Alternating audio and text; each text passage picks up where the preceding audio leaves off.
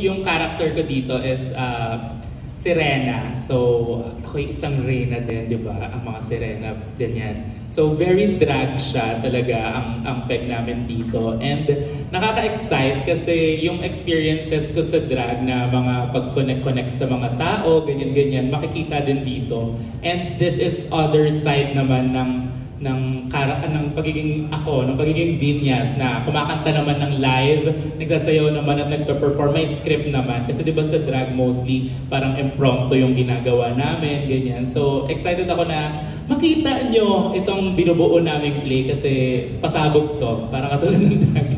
Ako ang pakinggan nyo dahil nasa